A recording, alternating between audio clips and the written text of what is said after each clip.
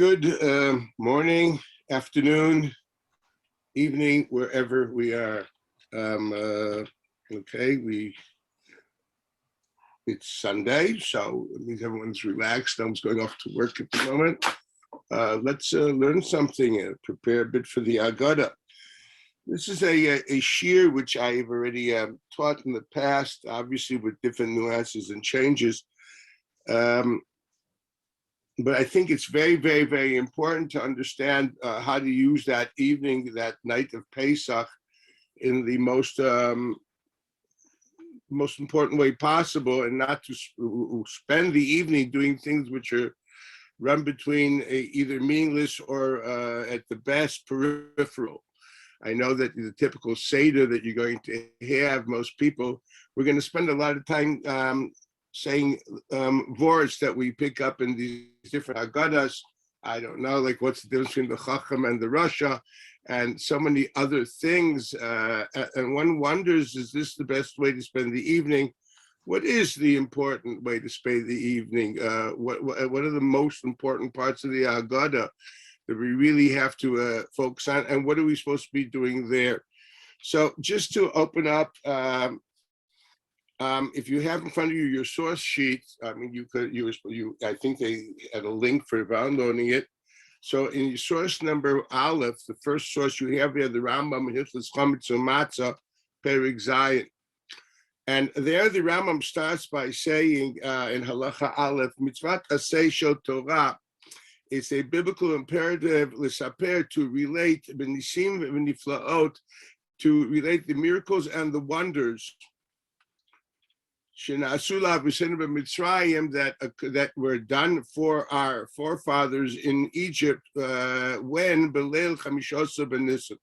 Shneimar, as the pasuk writes, Zachor es hayom hazeh sheyatzatem miMitzrayim, k'mo shneimar, Zachor es yom HaShabbat. So first and foremost, one has to understand that the mitzvah alone is not the talking, but rather the memory. The idea of a memory being imprinted into my mind. Memory, as we all know, is a act of taking a occurrence of the past, which has been recorded in a mental image, and bringing it up, conjuring up the image in the present. The idea is to be able to have a vivid image of the past and to bring it up and relive it. That is the idea of Zachor. It's a mitzvah shebelev, to the extent that the Rosh writes in his tshuva that the reason that we don't make a bracha on the Haggadah is because it's a mitzvah shebelev. The kiyum is belev, it's specifically in the heart.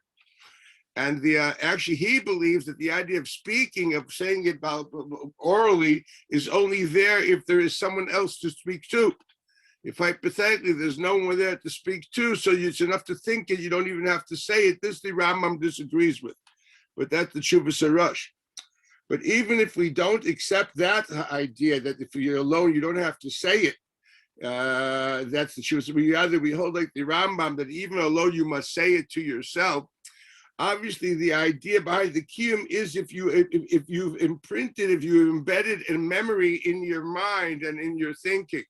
Maral writes this in his book on Pesach called Verse Hashem, chapter 63, that, for example, if one would say the Haggadah or tell the Haggadah to a child, and the child would not, you weren't successful in planting an idea and a memory in the child's mind, or you said it like liturgy, like to say it like we say Ashrei without thinking about it, and an image did not conjure up into your mind due to what you're saying, you are not Mekayim the mitzvah.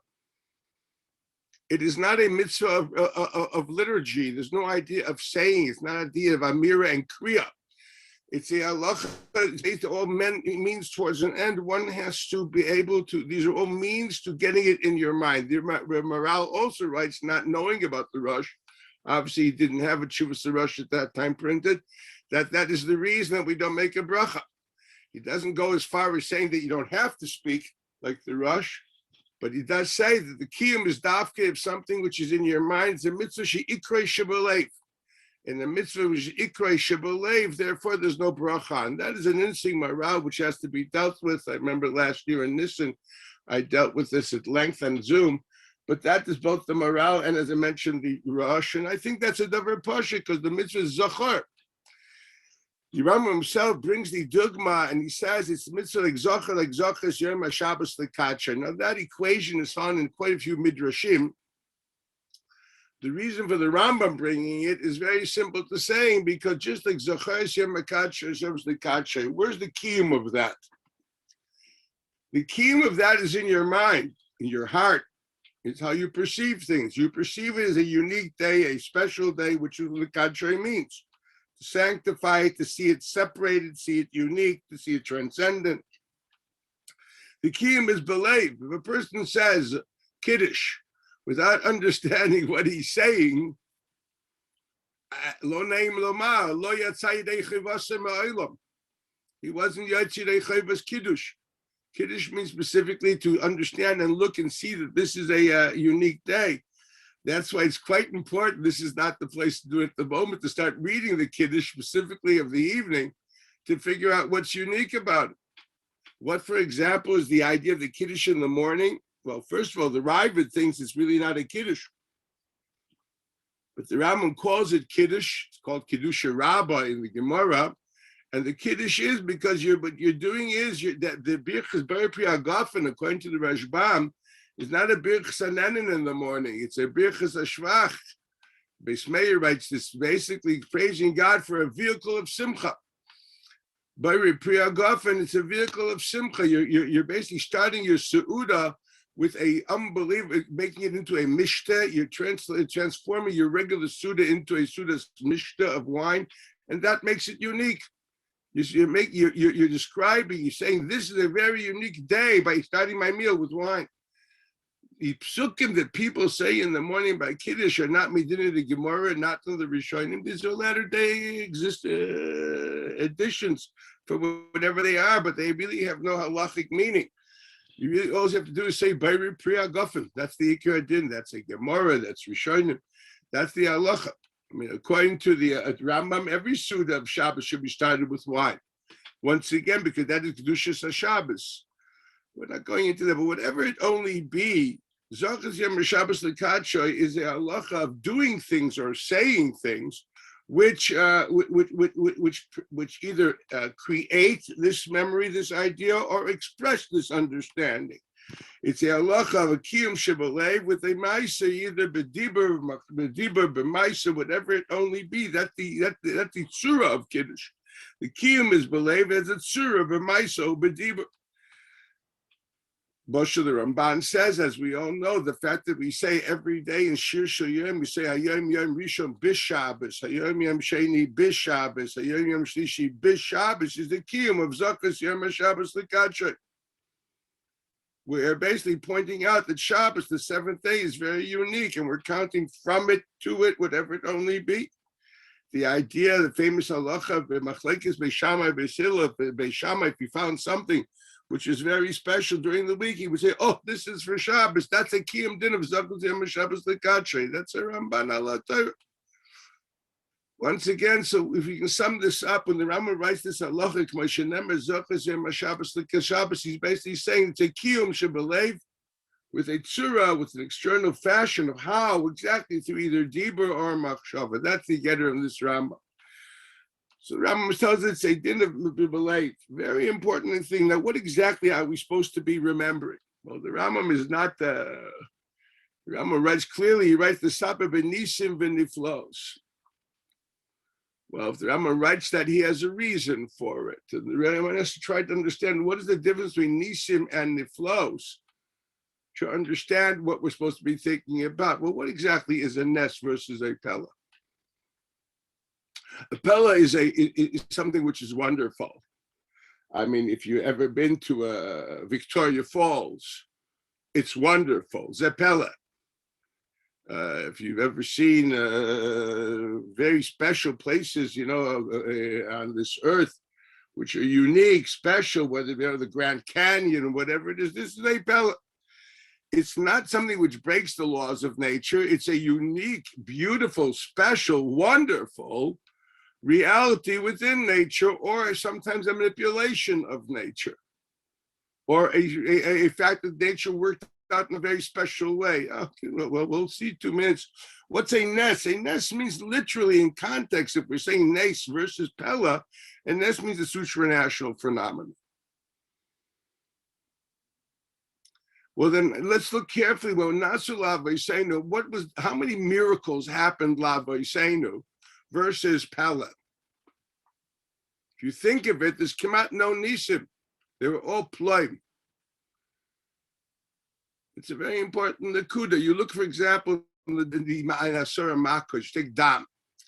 Now, dam, we understand to transform water into blood, their molecular structure is totally different. This is obviously miraculous. This is not manipulating the laws of science. This is changing him.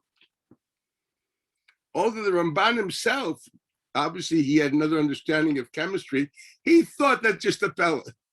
Interesting to see the Ramban al-Torah. He didn't see they're both liquid. Well, okay, but we today can honestly say this is a nes. It's Fardeya. The idea of the frogs, which are naturally in the Nile, would all of a sudden at once converge on the city. Let go for a moment that midrasha, that there's one frog and they hit it. We'll talk about Pshuta Shel Mikra. We'll talk about the Chumash as it is, okay?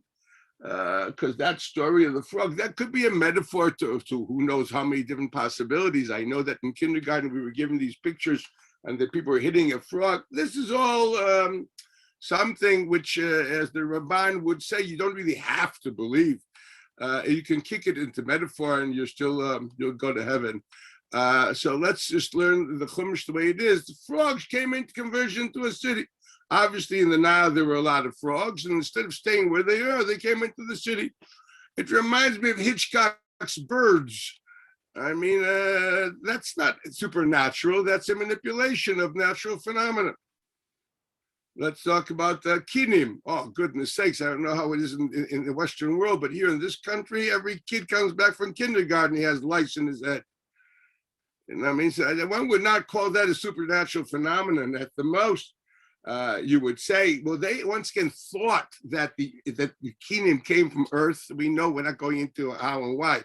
It came from Earth, and therefore hitting the Earth and thus would come out kinim. At least at that time, that was perceived at the best as a manipulation of reality and not a miracle. So dam tvadei kinim, you may have one miracle and two ploim. Let's go further. That's a hadash, Araiv. Where do they think they came from? I once asked my grandchild, where did the animals came from? They came from the zoo. Well, very sweet, but that's not actually the truth. You realize that in those days, even in Israel, we're full of wild animals, read Tehillim. We had bears and lions running around this country, if you recall that King David, as a shepherd, hikos a doivis aryeh. So we're talking about the wild animals all over. Obviously, they didn't have animals that were, I don't know, from Australia. Whatever local animals were in the deserted areas around the cities, they converged on the cities. It's like another Tzvardea thing. That's a manipulation. That's a pella. Everything happens at once. That's a pella. Very good. That's all right. Dever. A dever. Plague. A virus. Well, a corona, for goodness sakes. Is that a manipulation of laws of nature, or is that actually defying the laws of nature? The former is correct. Shchin. Well, here's something interesting. They took basically a fistful of Eshen Akivshan. They threw it up in the heavens, and obviously it dispersed into nanoparticles. Interesting enough, and it basically landed on every animal and person in Egypt.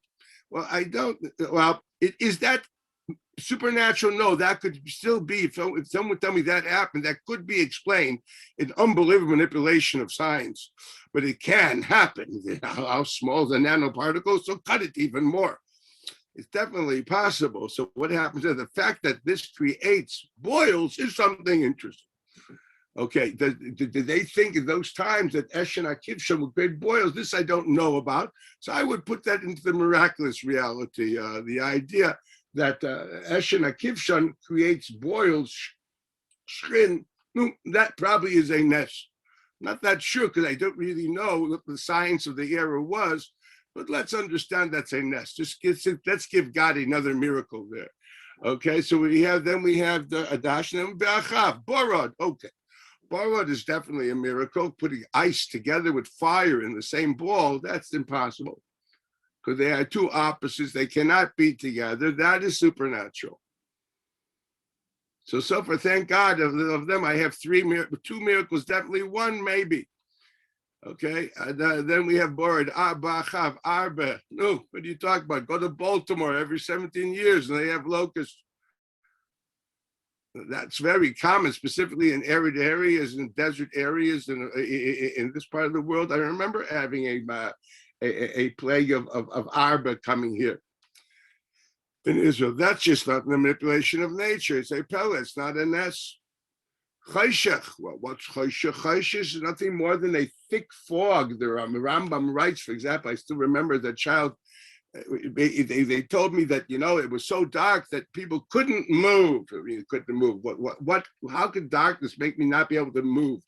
And if they couldn't move, why didn't they die of hunger after a week or thirst? We don't have people dying because of the Chayshech. We find Chazal that people died during the Chayshech, but not because of the Chayshech. As we know that 80% of the Jews died in Makkah's Chayshech because they weren't worthy of redemption. That's a midrash again. So what exactly happened? So the Rambam already explained it was very dark. So dark, it was so thick that it's just like a terrible fog, that people were afraid to move because they were afraid if they would move, they would fall. And then in those days, you broke a limb, you may have died. So when it says that people couldn't move, to me, they couldn't. They couldn't psychologically move because they were simply afraid of breaking a limb. That's Rambam. Very, very sensible. Okay, so Chayshech is nothing more than a big, big, big fog. By Yamish Chayshech, it felt tangible, like a fog. Ibn Ezra already brings such a possibility, but Rambam writes that in the Meir. So that's once again very nice. It's a pellet. Okay, what are we left with? Bechayros. What do you think they died from? From a heart attack. What they died from? Gilui Shechina means they had a traumatic experience. Interestingly, it all happened all at the same time. That doesn't make it miraculous, supernatural.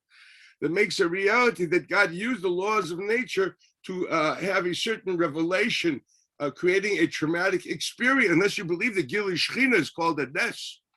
I think that's true. That's part of the Metzius. Okay, Gilui Shechina, the more the person is aware of God, that every time you become aware of God, is that miraculous? That is how God created humanity. So there was a unique Gilui Shechina. They had what we call a mind-expanding experience. And therefore, they took in information which was very traumatic for them, and their fuses busted. That's what happened. So if you think of it carefully, these are all overwhelmingly, they're all plain. They're less nisim. It's the most, what I see here is two definite nisim. One is dam and one is borod and maybe shrin. The rest are a bunch of plain. By the Ram writing down that we have to remember both the nisim and the naflos, he is telling you that you have to make this list.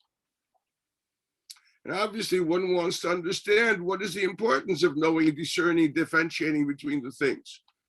And why is it that basically, maybe let's say at the best, 3 out of the 10 were nisim, and the overwhelming reality is plain. Wonderful reality that God does not walk away from the laws of science, but he plays with it as he wants. Nicely saying there's no such concept as a law of science. When God manipulates science, says the word law ceases to exist. Law means something that you, what we perceive as the law of science is something which is written in stone, something which can't and won't change. It's axiomatic. By the fact that he basically tells you that he plays with the laws of science, he's saying, no, this is basically my Lego, my erector sect, and I play with it. And the reason that gravity exists now and in 10 minutes from now is simply because I want to. This is a nice way of saying of a chadesh b'tuvo b'chol yom tamid ma'aseh v'reishit. The miracle of existence is actually a miracle. For something being created from naught into something is nothing more than an expression of a will. What you is what some, if you think for 2 minutes what a law means, we have barely 6,000 years, barely, not yet, years of recorded human experience anywhere. All we can say is for the last close to 6,000 years, something has constantly happened, equal to the laws of gravity. All the physics that we know have been going around for 6,000 years. We take for granted that if they exist now, we have no reason to think they didn't exist in the past, and we have no reason to think they won't exist in the future. This is typical a din of chazakas. It's a chazaka. Chazaka, the hashta, tell me what is now probably happened in the past. Something which happened in the present probably will happen in the future, and that's why you're willing to go to this. You're going to build a building and figure the laws of physics will continue. You have no reason to think that all of a sudden things will be going up and not down. That's unbelievable. That's the message of the Pella. The Pella is saying, yes, I'm not telling you that that reality has to change, that there won't be the laws of physics, but they can be manipulated and changed at will and whim of God.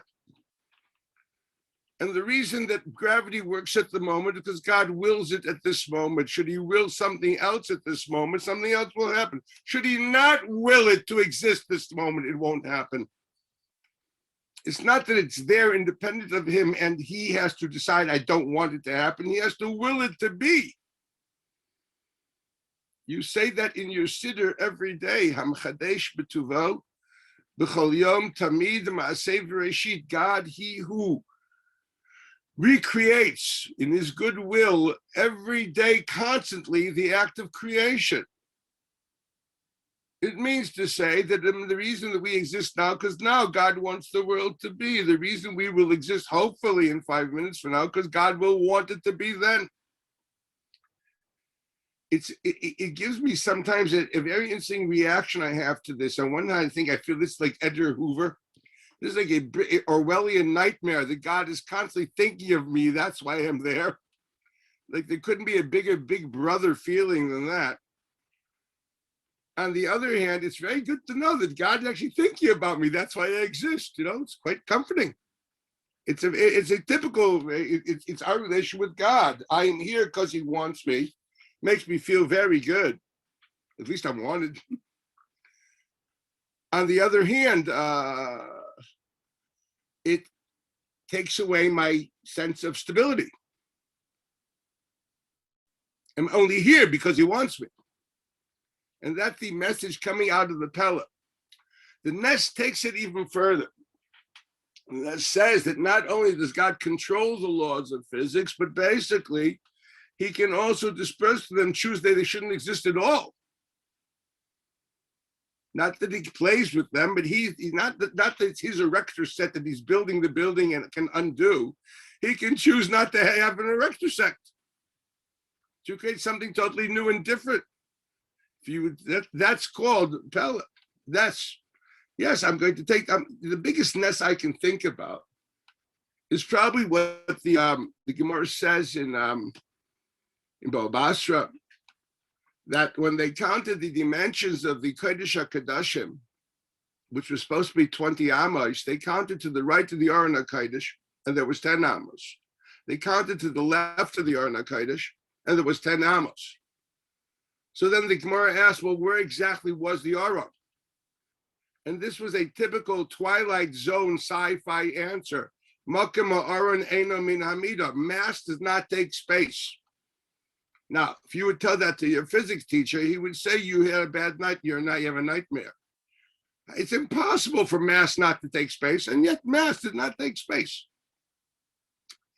In my eyes, that's a bigger miracle than even Kriyas Yamsuf. Kriyas Yamsuf, Kodesh Baruch Hu hid, as the Ramban says, within some kind of a physical explanation of the wind creating this Kriyas Yamsuf, to the extent that the Egyptians, although they realized this is very awkward, were comfortable running into the sea because they figured it must be because there were very strong winds that night. That's what the Ramban writes. Otherwise, why were they crazy enough to run into the sea? So Kriyas Yamsuf can be explained. You can't explain Makom Aron Eino Min Amida unless you're in Twilight Zone. That used to be a television program when I was a child. I don't think that exists anymore. Similar to that was happening in the bias during Yom Kippur, when they used to hear the Kohen Gadol say the Shema Mefarish, was the Gemara says one of the 10 nisim which constantly occurred was Aimdim Tzvufim Umishtachim Revachim. They would be packed in the Azara.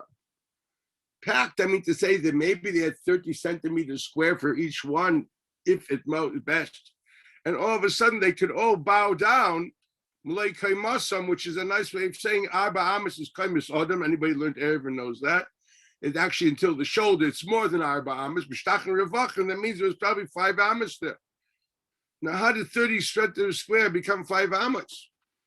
Rambam had a problem with this, so the Rambam writes that, you know what the nest was? A very beautiful nest if you live in Israel. Did you ever try waiting on line to a bus or something in my holy country? And all of a sudden, when the bus comes, these young soldiers go to, it's like the charge of the light brigade. They go to the right of you, to the left of you. You were the first, but all of a sudden you're the 10th. Okay? He said this is a nest.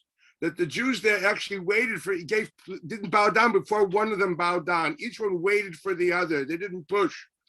Yiddelach, that don't push, the Rambam calls is one of the Asar Nisim that happened in the Bayis. Okay, it's a very interesting understanding of the word nest there. I think he probably did it because he couldn't believe the possibility of defying science, defying physics. How do you explain Malkam Arneim in Amida? You know, don't wait for the Rambam, Shari Tirutzim Leininalu. The Pshut Gemara is that way. What happened? Math did not take space because the Azor couldn't extend itself. If it extended itself, it wouldn't be kosher. The din is hakol b'ksav v'alai. He's killed. Every dimension in the Beis Hamikdash was exact. If he was more or less, you'd be no makdushas ha'azora, and there's no halacha f'shtachvaya b'chutz. They obviously didn't stack like airplanes when they stack at an airport, because you have to have ishtachvoya ala ritzpah.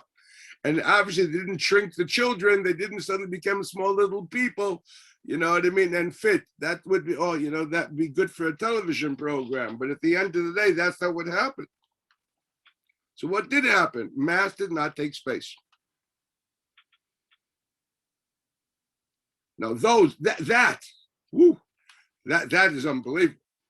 That is not manipulating the laws of science, that defying them. For mass not to take space is defying the basic laws of physics. So this is something which is called a nace. The Rambam is telling you that you want to know that the night of Pesach, we have to discuss God of miracles that doesn't always occur. But we have to discuss the God of day-to-day life and realize that everything is a pella. And this is what we learned with those nisim and then their flows. This is Lamaisa, the mitzvah of the day. As we can see, one more line. Look at the pasuk in source Gimel. Source Gimel, the pasuk is Shmais Vayemer Hashem al Moshe Bayal Parai. And Hashem says to Moshe, come, actually means come with me to Pharaoh. Key, because Ani Ichbadti es libo, I've hardened his heart, equals I've made him callous. And also the emotional emotional composition of his servants. He and his court are very callous. Why did I do this? The man, in order I should place ototai ela b'kirbo, the signs of my existence. What is an oat? Oat equals a sign. What is a mofet? A mofet is a proof. That's what mofet means. People think mofis means some kind of a miracle. No, it's all wrong. Okay, mofet in Hebrew means a proof. Raya. Ot umofet means a sign of my existence and a proof of my existence. That's what they're for. So he says basically, Manshitit ototai ela b'kirboy, I have placed the signs of my existence in their midst. And in order that you should relate to your child and your child's child equals your grandchild, that which this use the word at the moment, I would say finagled, but let's just say what I had done. to the Jews, to the Egyptians, vet ototai, and those signs of my existence, all this for one purpose. V'yidatem ki ani yud kei vav kei. That you would know that I am yud kei vav kei. Now, what does that word mean? The Ramban in Parshas Yisro, on the pasuk Anochi yud kei vav kei Elokecha. Dr. Ramban, what does Yud Kei Vav Kei mean? Hoveh Kadmon, the primary existence. Primary existent equals, there's no reason for him. He is the primary existence. Hoveh Kadmon. Asher Mimenu Hakol, that all comes from him, Bechefetz v'Yacholos, because of an omnipotence and his will. The source of all is nothing more than an expression of his primary, his absolute existence. When I say absolute, not relative to a reason. You and me exist because of a reason, a biological reason, the coupling of a male and a female. Why? Because God wants that to happen, and so on and so forth. So we are nothing more than relative existence, relative to a reason. Should the laws of science stop, we will not happen. The fact that your body is the way it is because the laws of physics are the way they are, and therefore your molecules are set in a certain system, in a certain structure, and that's how they stay. Should the laws of physics finish, you just won't be. So you are existent relative to the existence of the laws of physics. You're not an independent existent. The only independent existent is God. God exists not because of anything, and nothing governs him. He is an absolute existent. This is Rambam in Ilchos Yisodei HaTorah, Perik Aleph, Halacha Aleph, Beis and Gimel, where he describes, this is the translation of the word Hashem Elokim Emet. Emet does not mean truth. It means an absolute reality. Therefore, he writes, human beings don't have absolute realities. They are relative. I say this is true, yes, compared to, I understand that an apple tree is supposed to be, this is an apple tree. So when the fruit comes out, I say it's an apple. And if I would say it's a pear and knowing it's an apple tree, that would be a non-truth. That's what is that? We say emes means it's emes in relationship to my perception of reality, and therefore how I express that perception. With God, his truth is an absolute reality. He is. Whether you perceive him, you don't perceive him, he has no reason, he has no end, he just is. When you say Hashem Elokechem emes, you're saying, that's Rama writes this, that ein amitoi ki amitas achad mi'itanu. His emes is not the emes like any of ours. Our existence depends on many factors. God is an absolute existence. That's when you say Hashem Elokechem emet. Just want you to know that. So this is basically the idea of God being an absolute. That's what Yud Kei Vav Kei means. The primary absolute existence of all is nothing more than an expression of his will and his omnipotence, his capabilities. He has no partners. He has no limits. All is because he wants it. That's Anochi. Hashem, Yud Kei Vav Kei. Elokecha means thus it is right that he should be our Lord. Read it. Ramban in Parshas Yisro on the pasuk Anochi Hashem Elokecha. So when the pasuk says V'yidatem ki ani Hashem, it means to say you took it all these mifsim in order to somehow understand that God is Yud Kei Vav Kei, not just Kel Shakai, as brought in the pasuk that what is neither Bekel Shakai, but rather Yud Kei Vav Kei, that if the Ramban says Mishadeid Hamarachos, he undoes all the systems and structures of science. And that's the idea of the revelation of God in the name Yud Kei Vav Kei. It's a Ramban in the beginning of that parsha, Parshas Va'era. Mishadeid Hamarachas, making enormous miracles. Ramban points out that this did not happen before to the Avos. This is specifically happened here in Yetzias Mitzrayim. Yud Kei Vav Kei. That's the Gilui of Yud Kei Vav Kei. To understand that, the deeper we understand that, because V'yidatem, it means to, when we say das, Das, as we all know, means connection. For example, the pasuk Vayeda Adam es ishtai. He had carnal knowledge of his wife.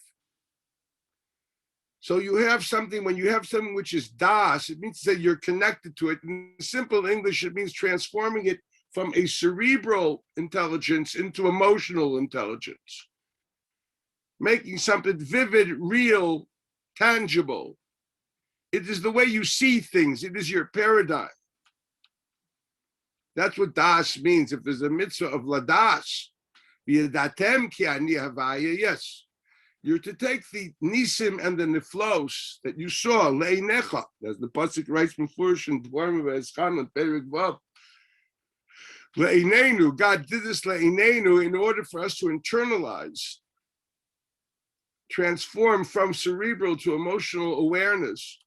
Ki ani Hashem. And this is the purpose of Leman Tisaper ba'oznei bincha ube'em bitcha bincha eis asher salalti b'Mitzrayim. Obviously, this depends on the quality of the child, the quality of the thinker. But is those who are more mature to prepare for this, one needs a lot of study and a lot of thinking before one can actually feel that he has fulfilled this mitzvah on the night of Pesach, translating all the stories of Egypt into a basis for theological life, internalizing into emotional awareness and understanding and intelligence, that Yud Ke Vav Ke, God is the primary source of all, Hove Kadmon B'Chefetz V'Yacholos. That, according to the Pasuk in Chumash, is the goal of the evening. And that's what we're supposed to be saying. Now, let's see how this goes further, to see how the Rambam, I'm going to want to elaborate on that, because it's taking the Seder a bit away from what people are accustomed to. But honestly, because of the COVID, the Corona, the first time that we finally had me and my wife had time to be alone on Pesach was last year. No children, no grandchildren, no guests. I think it was the first time I finally did the Seder the way I wanted to. We did like hours learning Mer and Nevuchim. Thank God, finally I could do what I wanted to do. What are we supposed to be doing? We're supposed to translate this into theology. It was a like they say, lunch and learn. It was dinner and philo. It was beautiful. I mean, I guess that's what God hoped, that we would educate our children, that you could be able to do it with them too at a certain age. I guess it depends on what education you give your children. But that's really what this is supposed to be. V'yadatem ki ani Hashem. Let's try to understand this a bit further. So the idea, I repeat, is not just saying, but bringing in a vivid image, which is what Zikaron is. Again, I'm going to repeat. Zikaron is basically living the past in the present, conjuring up a mental image of the past and make it a vivid reality. It's like you go to the movies, you salivate over a few pixels over there. You're living an emotional experience of something which is really nothing more than, well, I still remember the old days, the old man in the back room wearing his baseball cap with 2 wisps of hair, chewing his tobacco, and and the reel was going, and you were getting nervous. He was chewing his tobacco, and you would think that who knows what, the Scarlet O'Hara is there, and you're seeing Gone with the Wind and Chesnishmas. At the end of the day, yeah, but that's what Zikaron is. You're supposed to conjure up that type of an image and have an emotional reaction. What about the Zachar everything? The basis of the idea of B'chol Dor V'Dor Chayav Adam Lirs It's Atzman Kiyu Yotzam Mitzrayim. It's simply a halach of telling us to what extent is this midah of Zechira Mechayev. It's Mechayev enough that you should actually feel vividly as a part of the historic body of this nation. This nation is walking like Hulk on the highway of history, and you're part of it. And its past is your present. You carry the weight of the past in your present. You experience that. That it can only work in the laws of memory. And that works well. It's a lot of preparation. And someone once asked me, how do I prepare for the Seder? So he says, my dear friend, you start with Isru Chag. Okay, if you're prepared from Isru Chag until the next year, maybe you'll be able to do it right. This is basically what this really is. So let's go a little further, just to understand. Next halacha in Rambam is mitzvah l'odea labanim v'afilu lo shalu. It's a mitzvah to tell them even if they didn't ask. Shneamar, as the pasuk says, v'gat labincha, etc. Lefida Tosha ben Aviv Malamdo. Now here the Rambam goes to the bottom basement and something once so very important, which I don't know how many people are aware of it. Ketzat, for example, Im Haya Katan, if he was a minor. Katan is used in Rambam constantly for a person which is shallow, doesn't have the capabilities of thinking too deeply. When he wants to talk about religious life based on Sachar Va'inish, he calls that emunas ktanim. He also says nashim, but obviously things have changed in today's world, thank God, as far as that's concerned. But ktanim still are the same thing. Emunas ktanim is people who basically can't live a life of values because of the value, but rather because I get something for it or I will lose if I won't. People are thinking in terms of retribution or reward, he called it emunas ktanim. If a man is not capable of perceiving transcendent thought, values on their own, or tipish, or he's a fool. What does he say? Something which is very hard to explain today. We live in a world of freedom. The child comes from his kindergarten and brings you pictures of people being flogged and, some terrible things. But that's not avadim. That is something that's a terrible avdus. It doesn't say that. Just kolon hayinu avadim or kmo shifcha zeh or eved said. This is based on a Gemara. Talking an eved of an amayra or a shifcha of an amayra. I promise you that they behaved with them very nicely. The lashon of the Rishonim and Gittin avdai shel kotzin. An eved of something which is a very good owner. The Rishonim clear. The Rishalmi clear as well. That's the case. It shouldn't be a schus for him to go for freedom. He's enjoying his slave servitude. Eved zeh shifkazu. We're not talking about affliction here. We're talking about the fact that you are owned, controlled. Eved zeh shifkazu kamo eved zeh b'mitzrayim ubalayla zeh poda oisanu hakadosh baruch hu v'yitzeinu lecherus. That's all. The bottom basement is not to tell the gory tales of the whip, not to tell the stories which they're actually midrashic metaphor, but you can imagine that I see in modern day Haggadahs where they make them into vivid pictures. I always say, the Medrash says that they put children in the wall. For goodness sakes, the body is organic matter. It decays. Can you imagine what odd type of shapes of open holes will be in those walls? Do you really think they put them in a wall? Think for 2 minutes. It's obviously a metaphor for something which at the moment we're not going to discuss. Okay? Or for example, the famous medrash that the children were born in outskirts of the city, and at night they would sink into the ground and come up the next morning like sunflower seeds.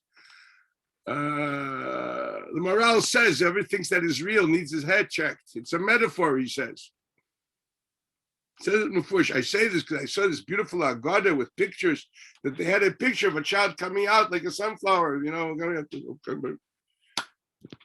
That's a metaphor. It's a mashal for whatever it is. I'm not going into this. Would be a 10-hour class of what you say, all the midrashim of this, and they're very interesting. But that's not what we're talking about. Avdus, are we talking about affliction here? It is true. All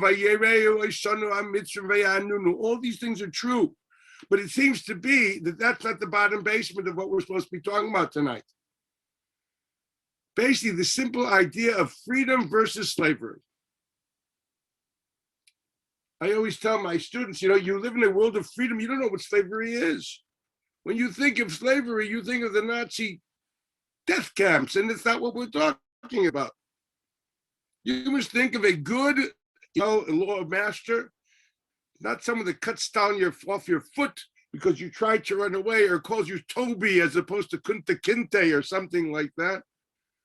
but rather, no, he's a very good master. Just the fact is you're a slave.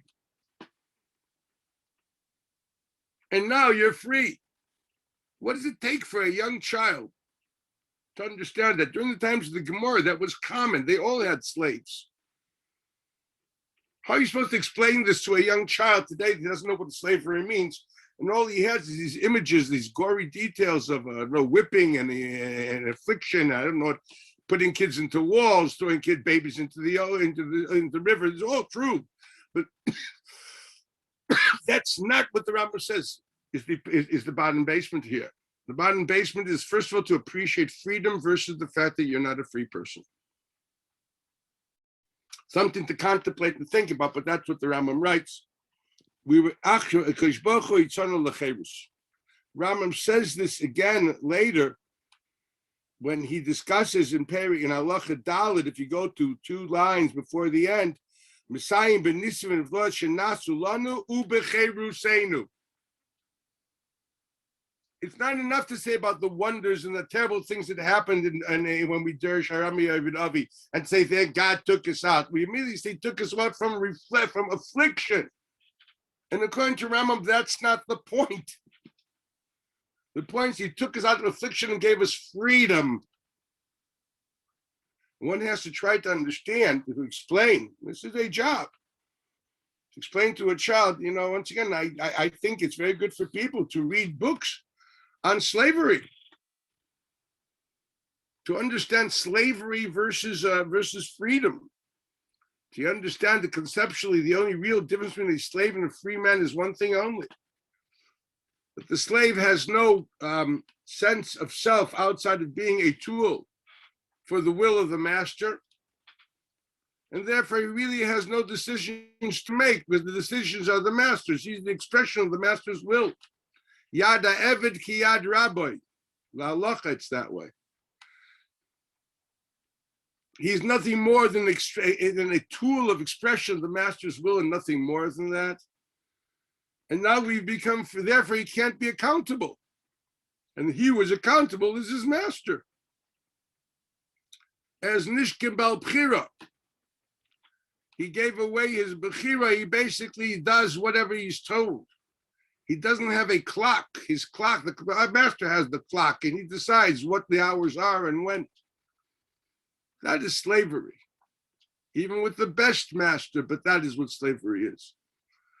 Since you have no decision capacity, you have no capability of decision, ultimately that's why you have no responsibility of accountability. Chayrus means the capability of decision, therefore you're accountable. You can make bad mistakes. You can make yourself an eved to a million things. We are all slaves to certain cultural conventions that we chose to put ourselves in. Endless. Should we go and talk about it? No, our freedom is there to bring, once again, yes, to enslave ourselves to God. But it must come out of our volition, out of our decision, out of our free decision. So what you're talking about, first and foremost, on Leil Pesach, outside of Nisim and the Flush, the goal is freedom equals capability of decision. The ultimate decision is ki avodayhem v'lo avodim le'avodim. God expects us to be kabel olive oil, malchus shamayim. Now malchus, let's remember when we say melech doesn't mean an elected president. It means a king. Well, the servants of a king are avodim. Ana avda de kutshabrichu, which means we're like an Eved Knani. Some people think it means like an Eved Ivri. The Gemara says in Kedushin, Kol hakoyne Eved Ivri, koyne odar la'atzmoy. You buy yourself a Jew, he starts telling you what to do. You have to give him the best meal, the best bed, the best everything. Gemara in Kedushin. No. People think that's called Malchus Shemaim, and I'm an Eved Ivri, so he owes me. No, you're an Eved Knani. You nothing. You the slave. You have no identity outside of that slavery. Let's be nice to ourselves and call it servitude. But that's what this is. And the chachma is you're supposed to be a moicher atzmai. Ki avodahem le'avodim le'avodim means God wants you to understand. Yes, I want you to make a decision to be enslaved. That's called Kabbalah's Oil Malchus Shamayim. Accepting the yoke of the kingdom of the Lord equals you are now his slave. If you read the Ramban in Sefer HaMitzvos, on the first mitzvah, Anochi Hashem Elokecha, he describes the parsha of Anochi Hashem Elokecha as Kabbalah's Oil Malchus Shamayim. The idea Ki Ani Yud Kei Vav Kei, as I mentioned before, is the reason why Ra'ui Liot Elokeinu. Lashon of the Ramban in Parshas Yisrael. If you're the idea Ki Ani Hashem, then you accept his yoke and you enslave yourself. The fact that people don't do it that readily because they don't really know that Yud Kei Vav Kei. That is not turned into emotional intelligence and a vivid reality.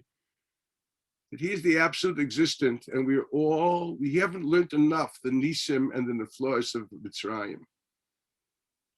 It hasn't really hit home.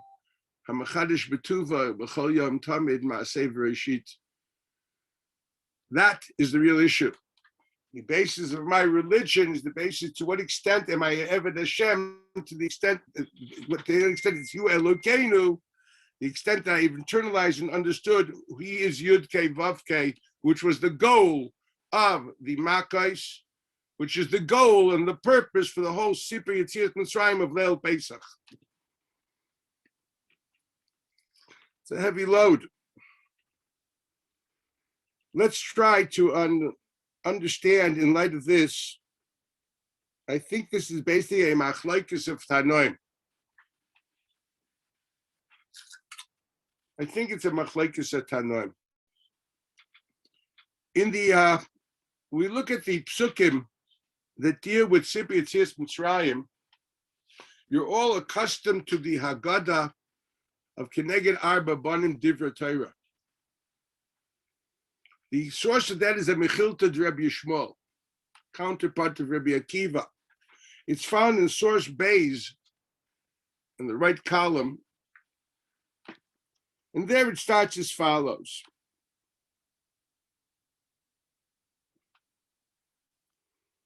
Vayaki Yishalcha Bincha Machar. Now that is a pasuk in Parshas Dvarim, in Parshas V'eschana. Yesh machar achshav, yesh machar lachar zman.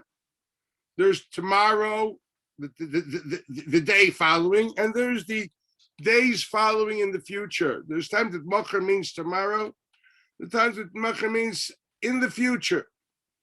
Mazois, harei machar lachar zman. Machar yeh ois hazeh, harei machar achshav. Machar yomru b'neichen levanenu, harei machar lachar zman.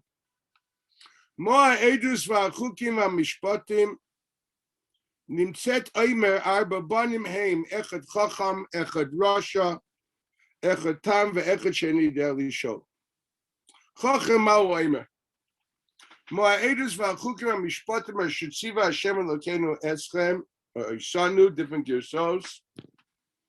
Afa tapsachla, you should also open up Hilchos HaPesach.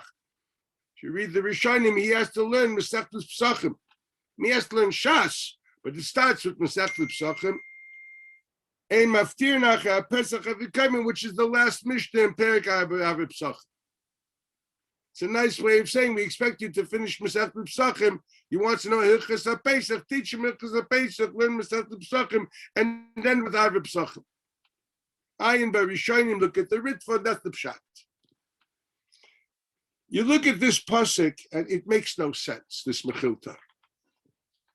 Where is this pasuk exactly, and what is it really talking about? So if you look at source Vav, which is the source of this pasuk, it's a pasuk in Va'eschanan. Source Vav, which is Dvarim Perek Vav pasuk Chaf. Ki yishalcha bincha machar. Sometime in the future, for all I know, it's sometime in the middle of Elul.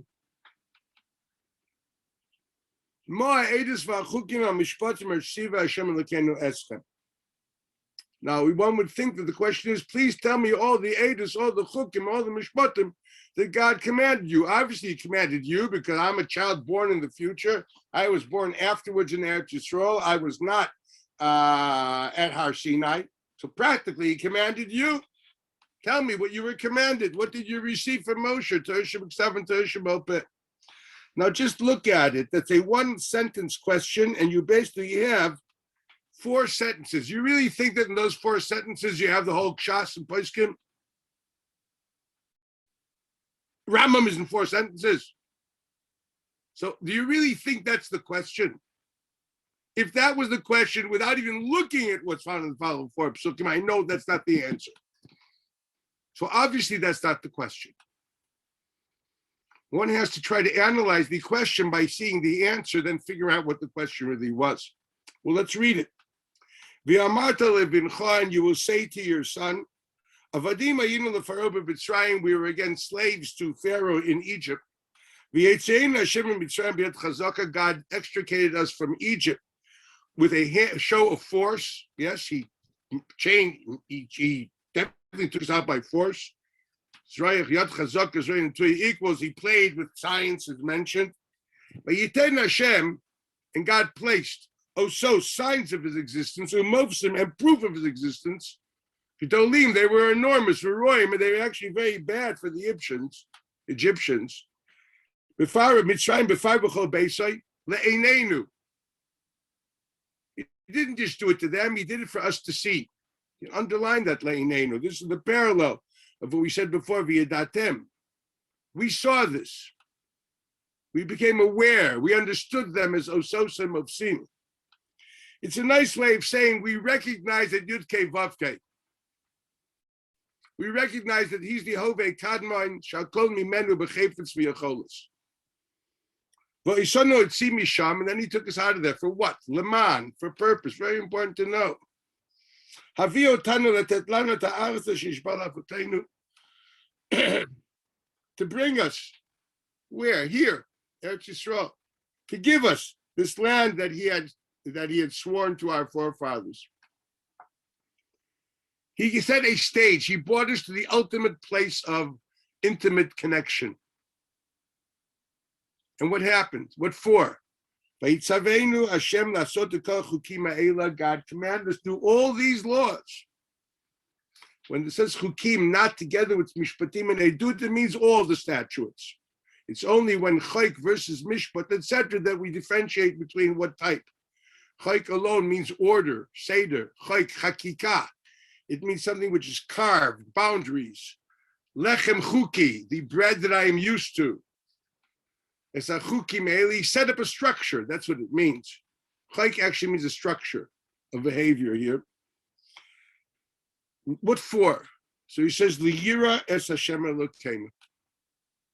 All these mitzvahs, all these laws are to generate a sense of awe in front of God. That's actually Rambam in the Moreh, the 3rd volume, 51st chapter. Look it up. Gimel Nun Aleph. Nun Aleph. The mitzvahs, the Maisa, are there to generate a sense of yira, because what you're really doing, if you're doing it in context of a Kabbalah's oil malchus shemayim, not due to rote or social convention or for what other reasons, you're doing it because you're bowing down to the omnipotence of God. You are constantly acting with a sense of authority equals a sense of awe in front of the greater authority, in front of the greater truth. The mitzvahs are basically different ways of expressing Kabbalah's oil malchus shemayim, which is the prerequisite to Kabbalah's oil mitzvahs, as we all know. Shema Yisrael V'Ahavta is the first parsha the Gemara calls it Kabbalah's oil malchus shemayim. V'Ayim Shemoya, that is Kabbalah's oil mitzvahs. As the Ramban writes in Sefer HaMitzvahs, Sherish Aleph, you cannot really have oil mitzvahs before you have oil malchus shemayim. He brings a midrash. For according to Kablu Malchusi, va'az exer aleichem gzeros. So all the Ramban Mamish in the first Mitzvah Aleph, worth looking into. So he says it's very clear, once we recognize that he is the boss, then he gave us these mitzvahs. What for? To constantly live with that sense of Malchus Shemaim through the oil of mitzvahs. L'tayv lanu kol hayamim. This is for our good. Tayv is a subjective term describing not what things are, but how they make you feel.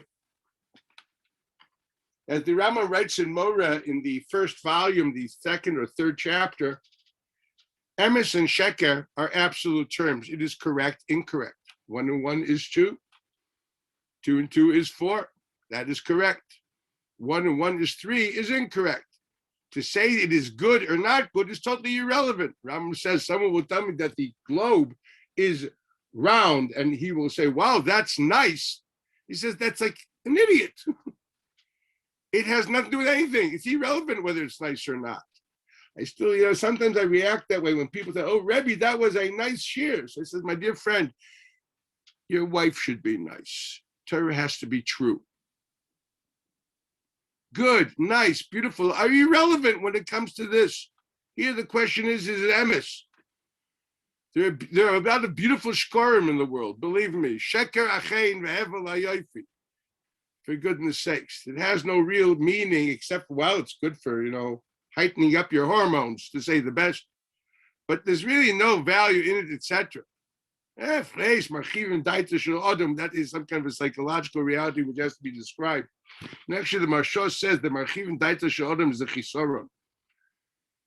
He says, Isha noa kelim noa v'doya kelim noa v'dira noa Marchivim Daita Shalom says, yes, you get a nefesh rechova kibilam. That's what it means, Marchivim Daita Shalom. Just want us to know, we all look for it, just want to know the truth. Okay, that's a very important Marsha. Okay, I'm not sure you need that Archava Sadas if you really want to be a true scholar in person, but whatever. We all want it anyway. At the end of the day, this is Taiflan. We say God doesn't just want us to be in awe; He wants us to know that this is good for us. The idea of standing in awe of God is the justification of your existence. You finally feel that you're alive, and that's what He says. The next part of the pasuk is,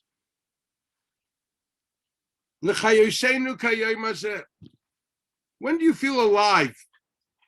When you have meaning and purpose.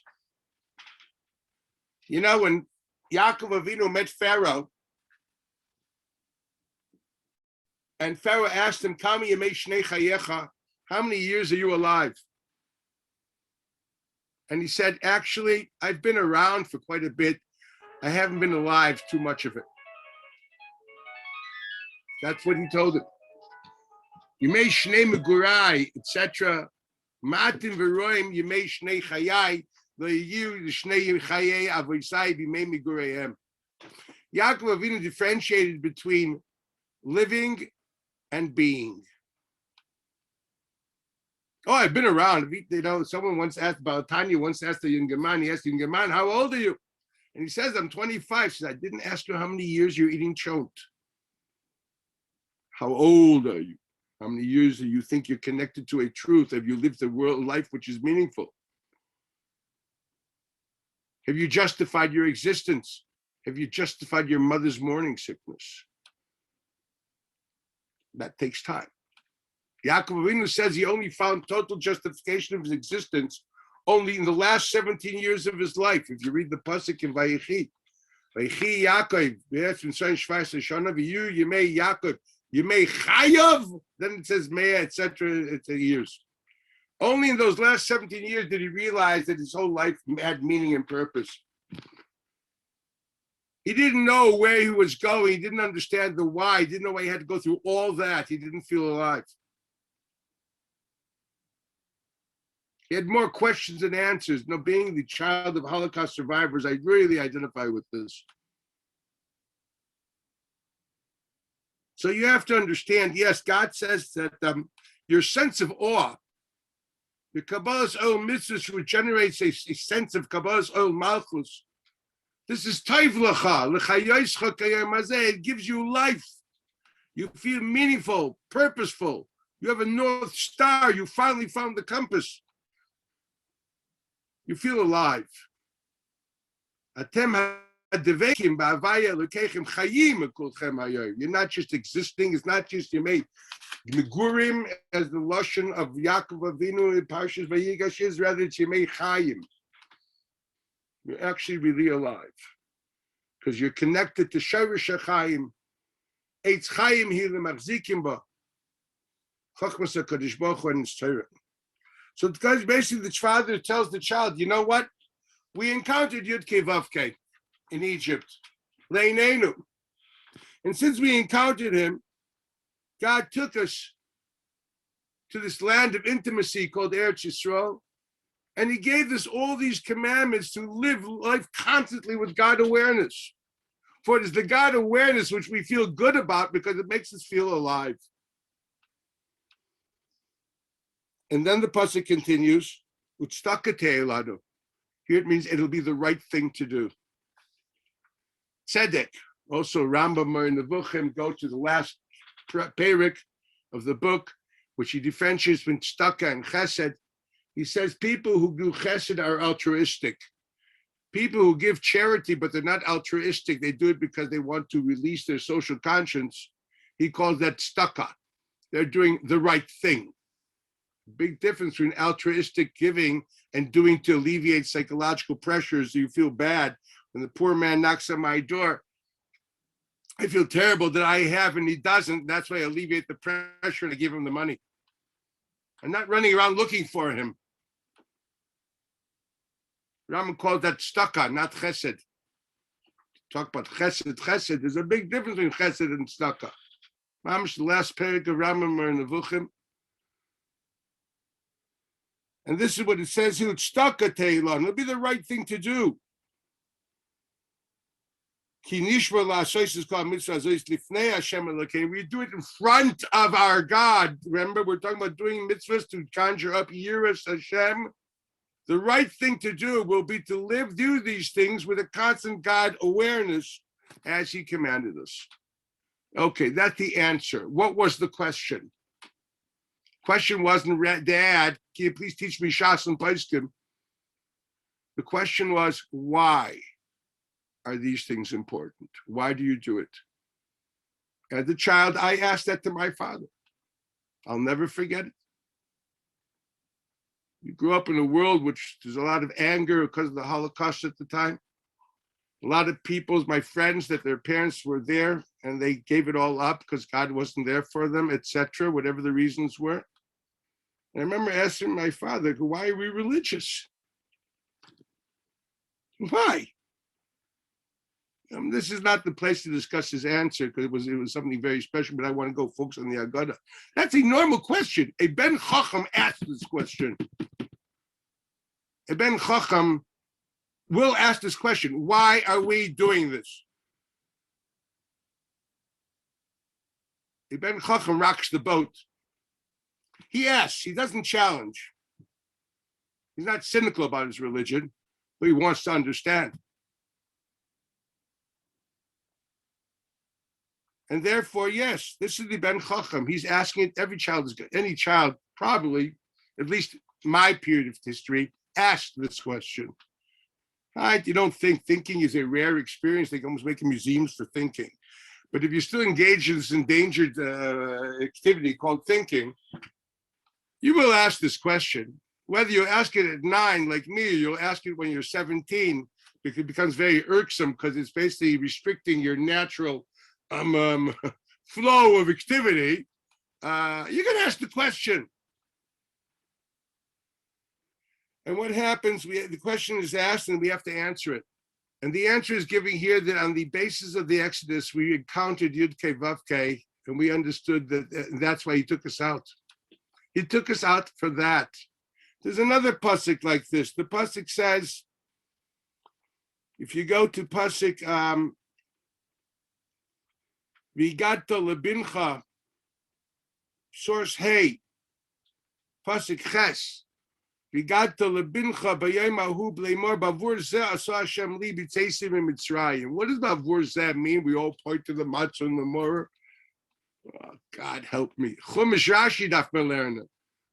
Bavur zeh zot Rashi b'chdei she'kayim mitzvoiso kemoi matzah u'pesach u'matzah. The Pesach and the Matzah are just examples of mitzvahs that you're mechuyev to do. Bavur zem bavur shakayem mitzvaysav. Rashi on the spot based on Medrash, which is exactly what the same answer given here in source Vav and Dvar and Pashiva, Perik Vav. God took us out in order to go to this intimate country called Israel and give us these mitzvahs. Because he wants us to live with a constant God awareness, the man yira oisai, etc. As it says, "Lasis a mitzvah zis lifnei Hashem Elokeinu." That's the goal of the whole Yetzias Mitzrayim. The whole Isis and Mifsim was there in order that we should be aware of Yud Kei Vav Kei, be Mekabel El Malchus Shemayim, ultimately El Mitzvahs, to live with constant God awareness of Yira, L'tayv Ladu L'chayusenu Kayem Hazeh. But it says, good old Chumash. Now you look at this, source Vav. Is this child asking this question on the night of Pesach? No. Machar. It's the middle of Elul, Tammuz, Hanukkah, I don't know what, Purim. And you're giving a theological answer why we're religious. Is this the theme of the evening? That's the question on the table. Is it the theme of the evening? Doesn't seem to be. And Eina Chinami, the Mechilta, what you say in your Haggadah, doesn't think that's the theme of the evening. So he took the pasuk, which is talking about some day in Tammuz, and imported it to Leil Tesvav B'Nissen, and took the words out of context to say, no, the child is actually asking the halachas of the night of Pesach. And that's when we gave an answer which has nothing to do with the pasuk, because we're not saying pshat in the pasuk. Rabbi Shmuel is taking a biblical character called a chacham and saying when God says you have to talk to your children on Leil Pesach, he means all type of children. Now there's a child which asks wise questions. That's the child which will ask the question the night of Pesach, on the night of Seder. What should you answer him? Well, of course the Mechilta is not going to bring the answer of Dvarim Vav. That's a question that's an answer to why we're religious. And that's not the question the child is asking on the night of Pesach. So Rabbi Shmuel brings in another answer. Teaching the halachas of Pesach. Don't you see what's happening here? Rabbi Shmuel is not trying to explain psukim. He's literally using typical biblical types of people, typology. He's taking characters in the Bible, which are children, transporting them to the night of Pesach, using psukim out of context, because the question has nothing to do with Pesach, nothing to do with halachas. It's doing with why we're religious. And he transported that language to mean what are the halachas, and he gives an answer which is appropriate for that kind of question. He has used biblical characters out of context. He's used biblical language out of context in order to give educational advice of how to deal with the night of Pesach. Let's take another child like that. Go to source Hey, Pasuk Yud Aleph. Vayaki v'yacha Hashem l'Eretz HaKnaniya shenishba l'chol avosechel l'sas l'ach v'avarta kol peter rechem l'Hashem v'chol peter sheger behema yishayel chaschorim l'Hashem v'chol peter chamor tivde b'sev im lo tivde v'arafto v'chol pcho b'necha Adam b'necha tivde. The halachas of pchira, of Adam, of tzayin, of animals, and of chamor. Then the pasuk goes, Vayaki yishalcha bincha machar leimor. When's this going to happen? I don't know. We had one in Har Nof. I still remember it. A pidyon petah chamor. It was awkward. You know what? I don't know. I grew up in the Litvish home, but today, when I saw the first pidyon, I bet of a grandchild of mine, I was taken aback. Where did gypsy custom come from? They put gold and pearls all over this poor child, and they put like packets of sugar and garlic on this poor kid. I says, is this gypsy? Nish mikras, and nish mishnas, nish brisas, nish gemaras, nish ramams, nish shulchan aruch. This must have come from, I don't know, Romania. Like, what's this? What is this? And then I saw Piyam Petachamor in Har Nof. This was really jaw-dropping. They had this nice little sheep, and they had this donkey, which they dressed up in silk and what gold chains around the thing's neck. And my jaw dropped. I literally said, like the pasuk says, Mazois. Like, what the oomph is this? Like, I understand the Mazois. I would have said the same thing. There's no intelligent question. This is like weird. You're taking a donkey, and if he doesn't redeem it, you behead it, like the real thing. This is awkward. So, of course, your child is going to ask when he sees a pidyon petach hamor, Mazois. Wouldn't you? That's a natural reaction. This is weird. Slightly, it runs between gypsy, custom, and barbaric. So what do you wanted to ask more than that? So that's what the question is asked. Mazois. Is he asking an intelligent question, a theological expression? He's just taken aback, like, what is this?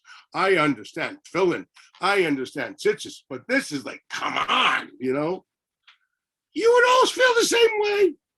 I'm telling you right now. I would. I still remember my drop with the gold chains around the donkey and the silk. It looked like Alice in Wonderland. I was looking for the Mad Hatter. Like, what's this all about? So that's what the pasuk says. It's about piyim petach hamor. When you tell the whole story of why we have Kedushas B'chayra, because God saved us and He didn't kill our B'chayros. It's very nice. Now, does this have anything to do with the night of Pesach? No. When is the machar that this child's going to ask the question? I don't know. Well, Maisa Behema is Nissen. I don't know. Maybe it's a Chodesh Nissen Purim. Whatever it happens, machar lachar zman. He simply looks at this pidyon petach hamor and says, "This is a bit of an awkward thing. What are we doing here?" Okay, and we explained to them Yitzias Mitzrayim, Makas B'chayros, Kedushas B'chayra. Very nice. Is that what the Mechilta does? Are you kidding? He imports this guy too. He calls him a Tom because he didn't ask an intelligent question. He just said, "What is this?" He imports him to the night of Pesach. And what answer do we give him? Look at him carefully. Look at the Mechilta. What does the Tom say? Tam Ma'u Eimer. We're back to source base 1, 2, 3, 4, 5, 6 line from the bottom. Tam Mahu Eimer. Ma Zois. And we know he's asking about Kedushas B'chayra. But here it means, what are we doing here the night of Pesach? Do you know he only stops there? That's not the answer. That's the background of the answer of Kedushas B'chayra. What has Rabbi Shmuel done? He's used a pasuk out of context and a question out of context, imported it to the night of Pesach, and used it for giving us educational advice. This is not pshat, not remez, not drush. It's educational advice using biblical typology and biblical language. This answers a lot of questions, you understand. Let's go to Mr. Russia. He's my favorite. If you go to the pasuk in source Dalet, Shmos Yud Beis, Vayaki Yomru Alechem Bneichem Mo Havoid Azois Lachem. Anybody know Chumash? This is talking Yud Dalet B'Nissen at the Kakrova of the Korban Pesach. This is not the night of Pesach. That's the day before. Erev Pesach. Zman HaKrova. What were they makiv? It depends whether they're Pesach. Like this year, they'd be makiv for Chatzos V'Chetzi. That's in Tamaz Nishchat Chatzos V'Chetzi. An hour later, they basically by 1:30.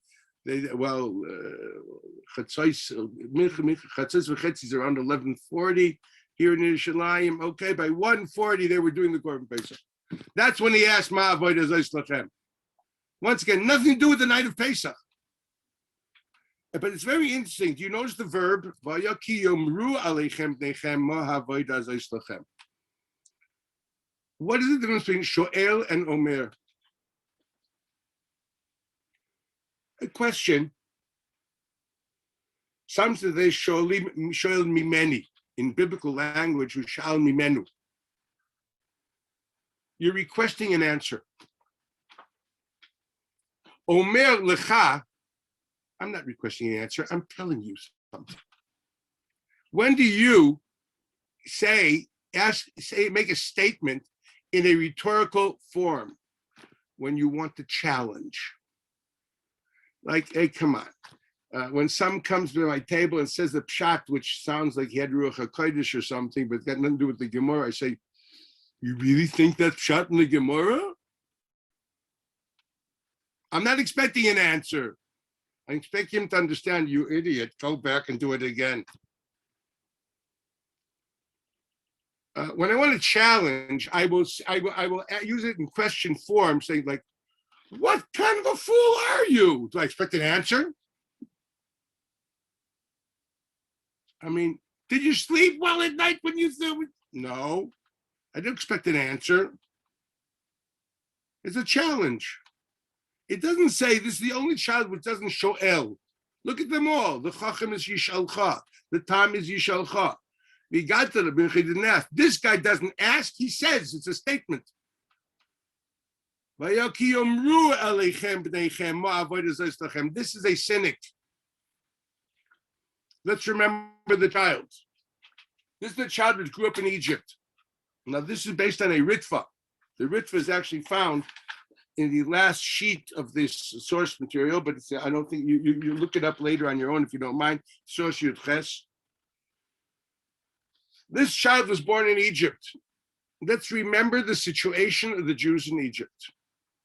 They were totally assimilated. They, as the Chazal described, taking the Jews out of Egypt was like taking a fetus out of the womb of a cow. We were totally assimilated. To the extent that 80% of the Jews were not worthy of redemption. Pasuk says, "V'chamushim alu b'nei Yisrael." Midrash says 20%. The 80% were not even worthy of redemption. They died during Makas Choshech. Out of those 20%, outside of Shevet Levi, which was 0.002% of the population at the time, because they're 0.96% of 20%. You figure out the math. What were they of 100%? Okay, they're the only ones which were not pagan. Rambam elaborates on that in Hilchos Avodah Zarah Perik Aleph. You can read it. Where basically all the Jews were totally assimilated to Avodah Zarah. I know that all these pictures my grandchildren bring back that all the Jews, some are wearing tzitzis and have beards and payas and shtreimels over there. No. They were totally assimilated. They didn't belong to a federation. They were slaves just like the typical Egyptian serf. We obviously know that the feudal system was created by Yosef Atzadik in the end of Parshas Vayigash. You know that, right? He's the father of our horrendous feudal system. Then everybody became a serf because all the land belonged either to the church or to the crown. It's Psukim and Chumash, right? If you want to blame things in history, blame it on our good old Uncle Yosef or grandfather Yosef, whoever we are. Okay, they were not much better shape than most Israeli Jews, than most Israelites. They were all serfs working. They were slaves, and we were assimilated with them totally. Halala oivda avodah zarah, halala oivda avodah zarah. Now, I'd just like to show something to understand. Take your if you have the sheets in page number 4, there's a perik in Yecheskel, perik Chaf, which describes the Jews' relationship with God from Egypt through the desert. And the pasuk says in perik Chaf, in pasuk Hey, ואמרת להם כה אמר אדוני אלוהים ביום בחרי בישראל ועשה ידי לזרע בית יעקב. I raised my hand in force to show to the seed of the house of Jacob. I came to know them while they were in Egypt. This is talking about what the Medrash says, that Aaron was sent years earlier to redeem them. I rose by him and I then told them, Ani Yudke Vavke Elokechem. I am that omnipotent God which is worthy to be your Lord. I then wanted to take them out of Egypt years before Moshe Rabbeinu showed up. To that land which I found for them, etc. But I had one condition, Pasuk Zayin. She could say Einav Hashlichu Ubegilulei Mitzrayim Al Titamu. One condition: walk away from the paganism of Egypt and embrace my monotheism.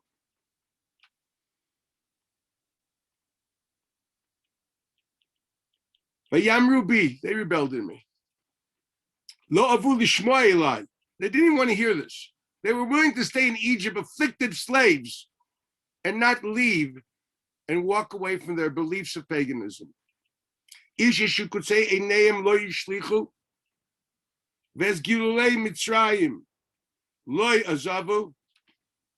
Omar, and I said, Lishpoch chamati alehem, I would pour my wrath over them, lechalotam, to destroy api bahem betoch eretz Mitzrayim.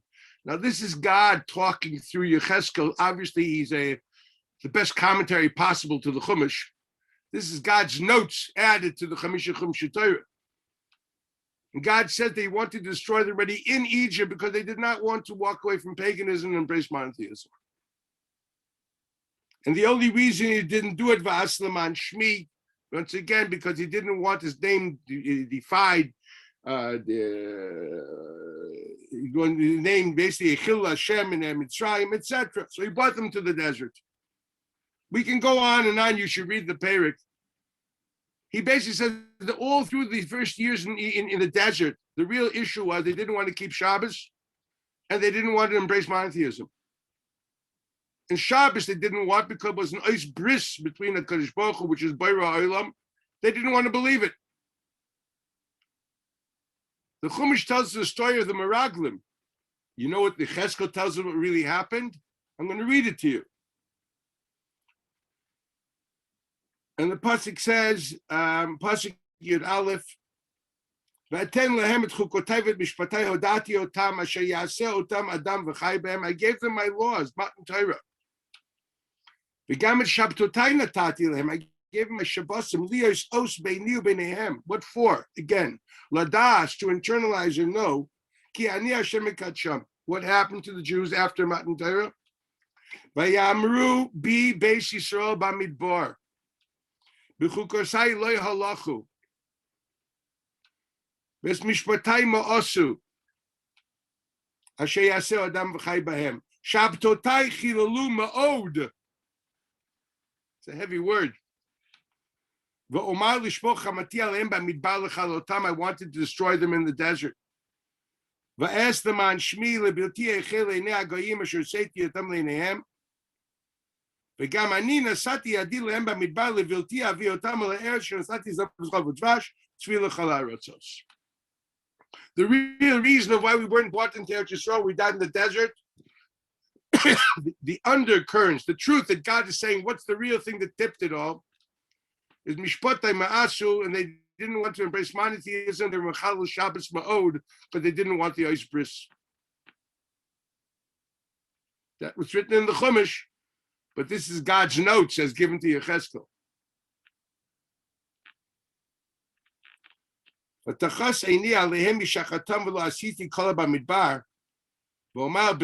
I won't destroy them and let them die there. We can go further. He then discusses the children in the desert, which are Dor Boy Ha'aretz. They too continued with paganism. They too God wanted to destroy, but because they didn't want to kill Hashem, he decided to. The pasuk describes how God wanted to destroy us in Egypt, Meraglim, and even the children of the children in the desert. This is not even mentioned in the Chumash. All because of we didn't want to embrace monotheism, and thus we didn't want to keep Shabbos. This, by the way, explains the idea of Shabbos being a Zeichel Yitzias Mitzrayim. If the whole Yitzias Mitzrayim is the Manteda Ki Ani Hashem, and Yecheskel describes that the Ois Bris on that Yediyah is Shabbos, And that's what we had a problem keeping. That's a Maimer Hamuzga. At the end of the day, it's quite clear that the Jews in Egypt were in a bad place. Rambam describes this in Hilchos Avodah Zarah, Perik Aleph. It's found in source Yud, but it's a bit too late to continue reading this inside. God had to literally take 20% of us out, and all we had was ethnic identity. We were pagans. Our friends were pagans. Everything was pagan. I don't know what the limits were. The only things we know, they had ethnic identity of keeping Canaanite names, Canaanite style, and Canaanite language, which Ramban says that Hebrew was a Canaanite dialect. It's like eating kosher style knishes and calling yourself Goldberg. Nothing to do with theology or religion, simply ethnic identity. Shows how important ethnic identity is, because that at least was that which allowed God to say, okay, I can invest in them and take them out of Egypt. Without that, then they can't even be redeemed. The 80% didn't even do that. We should cherish the fact that Jews want ethnic identity. We should be scared out of our wits when we read these reports of now multitudes of Jews do not want to belong to anything, any Jewish affiliation, not even a federation, nothing. It's a terrible reality, but that was the reality in Egypt. 80%. This is where we were. And this is the child that's there. And this is the child which has a hard time with this monotheism. And therefore he's cynical about this worship of monotheism. That period, they didn't have such a reality as not having a God. He worshipped the Avodah Zarah of Mitzrayim. Shemesh, Ra was the major god of the Egyptians, the sun, as anybody who read knows. Secondary god would be Aries, the sheep, the constellation. Those were the gods of Egypt. They had multitudes of gods, but these were two very dominant. And he's cynical about this father of his, all of a sudden embraced monotheism. He's making a korban to a Yud-Kei Vav-Kei. What is this work? What do we answer? Do we tell him get out of the house? No. What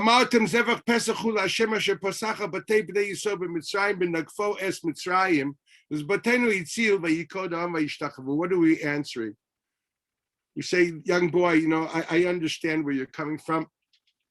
And I understand that you have a hard time with monotheism, you don't accept it. But you're a man of values and ethics. You worship a God, just you don't think I'm worshiping the right one. But we both agree that we have to show gratitude. You may not believe that my God is omnipotent and one. You figure he's one of the pantheon. You think that the sun and the sheep are more important. Could be. But this one saved us. Hakarsa type. We say thank you by giving this korban. Everybody knows the Pesach Shana, we call it Shanu Shlomim. Pesach is basically a glorified korban Shlomim. And that's what we answer. And that was appropriate for the child at that time. The Ritva writes this, not with all the embellishing, but that's what he points out.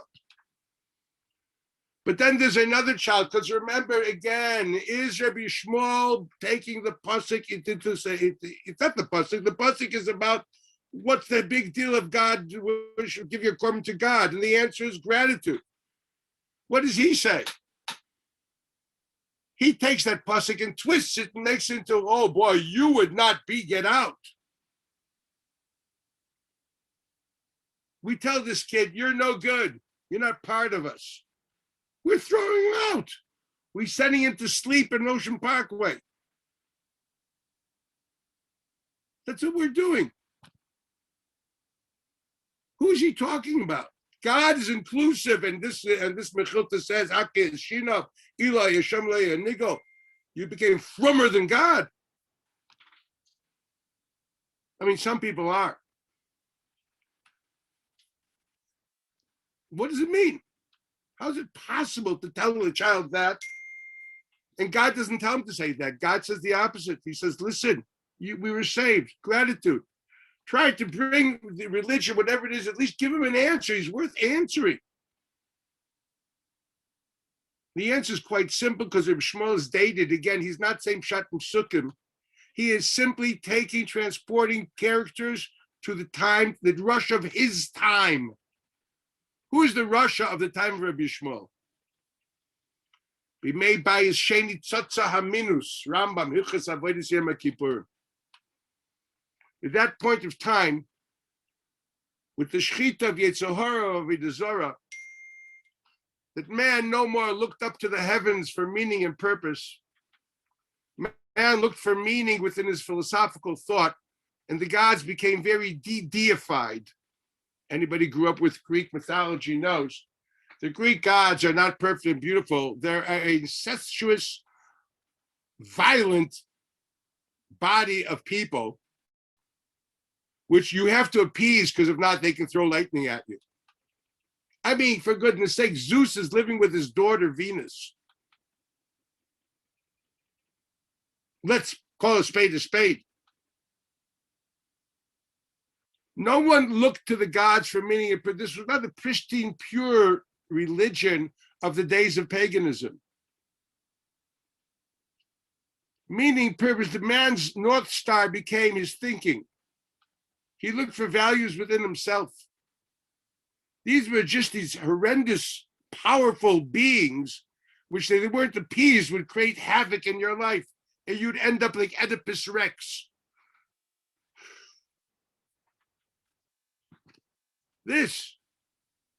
That type of a child, he now is not questioned, do I believe in this God or that God?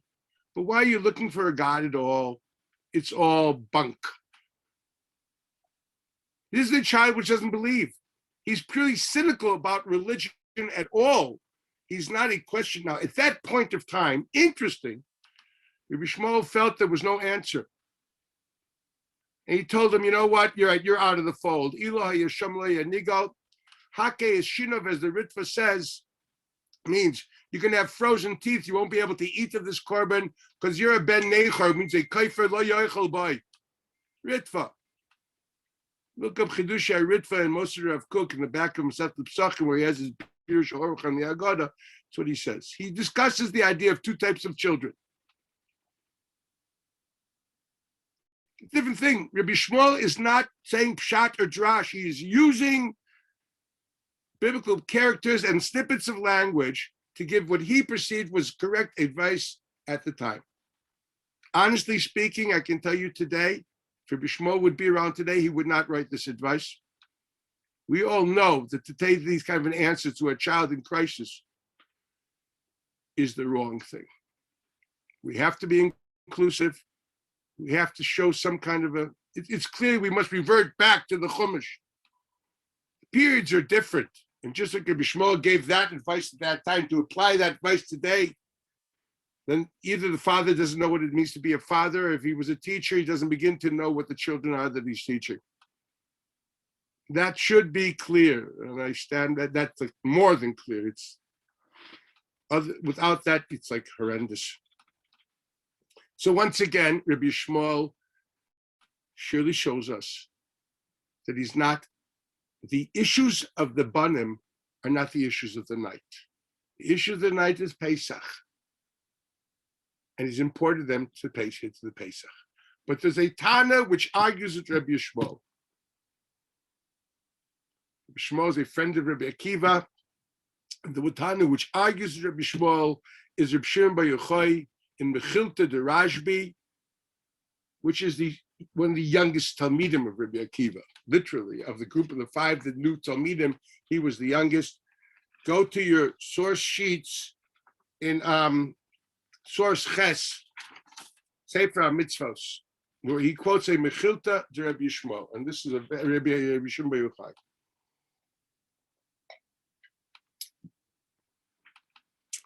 And it is in the source, in there, I'm going to tell the line because I don't want to go the whole thing. 1, 2, 3, 4, 5, 6, 7, 8. Eighth line. Uba Pirush. He got to Lebincha, and I'm going to skip a little more. Excuse me, go down 11 lines. V'lashain Mechilta de Rashbi. Here you quote the Lashon of Chilta of Rabbi Shimon Bar Yochai. Michlal shene'emar ki yishalcha bincha. Where? In Va'eschanan, by the Ben HaChacham, asking about religious beliefs. Why are we religious? Yachol, I would think, im yishalcha ata magidlo, bim lav ein ata magidlo. When? That pasuk isn't talking about Pesach. That pasuk is talking about a child asking in the middle, I don't know, a walk up on a mountain. Why are we religious? What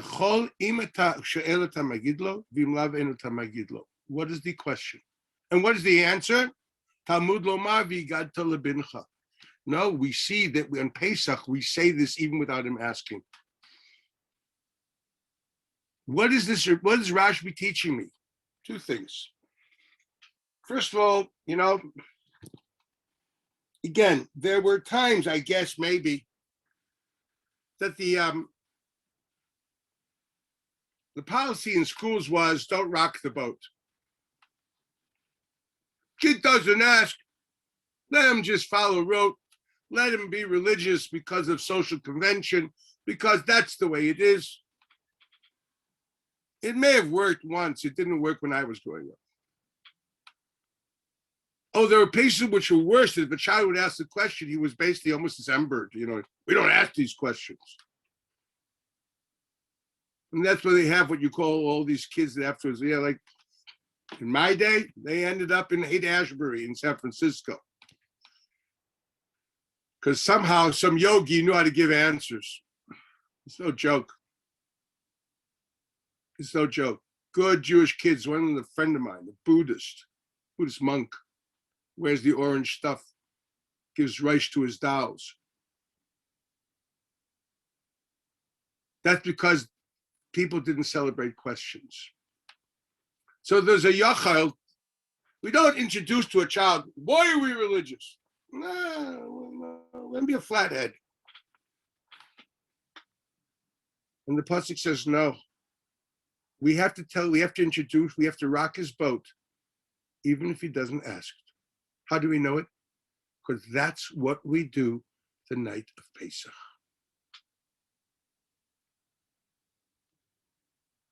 What he has taught you is two things. First of all, I guess not every kid you can rock the boat. You have to know how to do it. Ben Chacham, etc. But we must introduce the question of why are we religious. This must be introduced to the child at different stages of his development. The questions are good to ask. Not challenges, but questions. I thank God for my father that, are you kidding? I mean, if he wouldn't have dealt the way he did with my questions, I don't even know if this would be on my head. The good old 60s, man, there was a lot of stuff happening. All roads led to San Francisco. Yochel, unbelievable bechilta. Im yishalcha ata magidlo, v'im lav ein ata magidlo. We're talking about Parshas Va'eschanan. Oh yeah. Talmud lama v'gat l'bicha muchach mikan. That Rashbi thinks that that's what we're supposed to be talking about the night of Pesach. Muchach mikan, that it's not enough to tell me avodah inu l'far of Mitzrayim, but we have to understand how the Isis and Moifsim took us away from paganism and brought us into monotheism. V'yadatem ki ani Hashem. So this seems to be a machlokas, Reb Shmuel and Rabbi Shimon Bar Yochai.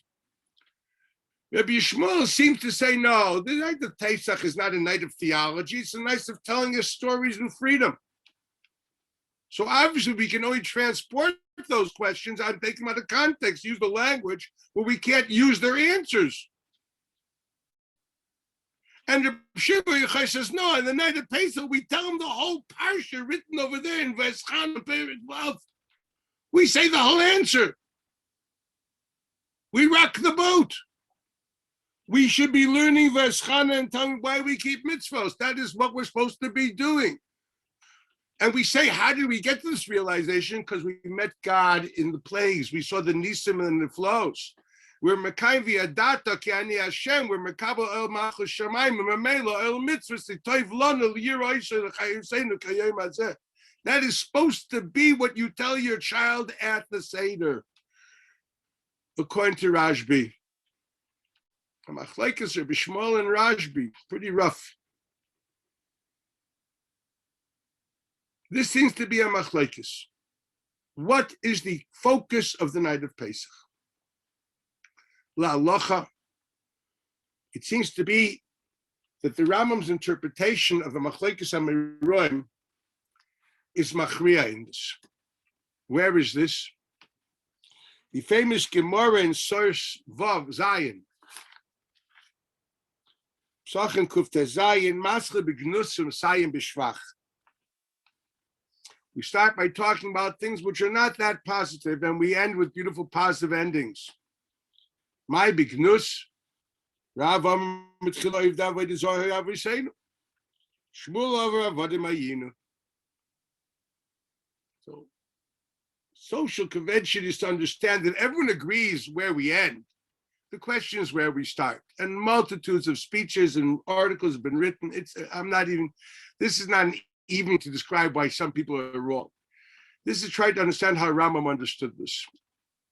Well, look how the Rambam codified this. Go to, again, source Aleph, Halacha Daled. V'tzorech lahaschil b'gnus l'sayim b'shvach. Ketzat. Matchilu mesaper, this is what you start. Shebetchilu hayu avoseinu b'mei terach umilfanav equals from the times of Enosh. Koifrim, v'toyin achar hahevel, v'rodfim achar avodah zarah. You start by reading to the child, Elchas Avodah Zarah, Perik Aleph. That's how you explain this. You say, Mitchila Oivda Avodah Zarah, Hayav Huseinu. Now the poor child doesn't know what paganism is. You had to explain what this was. Oh, you worship dolls, Daddy? Yeah. No, what is this? Tell them what iconic art is, how these dolls were a window in the sky to connect to a certain celestial power. Maybe we should take them to a museum to see a collection of iconic art. And then, how do we answer this? How do we end this narrative? Look what the Rambam writes. We finish it in one line. U'mesayim b'dasa emes shekivana makom lai v'vdilana min atayim v'kivana liyichudo. That is a independent narrative. We discussed the fact of the transition from paganism to monotheism. Thank God for bringing us there. It's a tchila and a saif. That's mamish Reb Shimon Bar Yochai. That's the focus. How did we get there? Through Egypt? But the goal was the Adatam Kani Hashem. That's the main issue of the evening. Why are we religious? What happened here? And then Shmuel says something else. Then the Rambam continues, V'chein, and also. Now, anybody who knows Rambam's language knows when he writes it that way, there's a primary and a secondary. V'chein, and also. Matchil u'modia shavanim einu l'farim Mitzrayim. Do you notice? You should also elaborate on what happened there.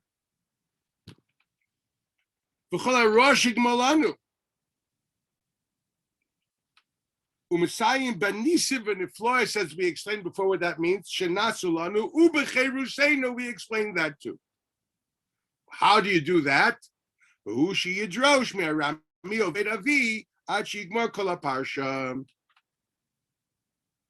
Masla B'Gnus, the first one is Metchila Oivda Avodah Hayav. The siyum of that is the end of that pasuk. Va'achshe kivana makam liyichudai. Now go figure out and explain what that means. And the secondary story is Avodim Einu L'Farim Mitzrayim. And the end is Ve'yitzein Hashem L'kin Hashem B'yad Chazaka V'zoyin Tuya. That's where it stops.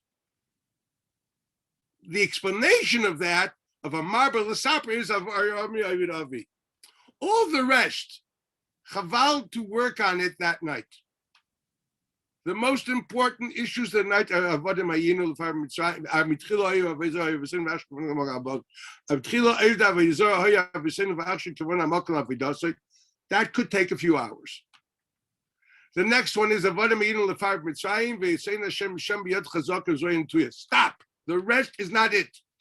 The rest is already, many other things, but that's not the ikr.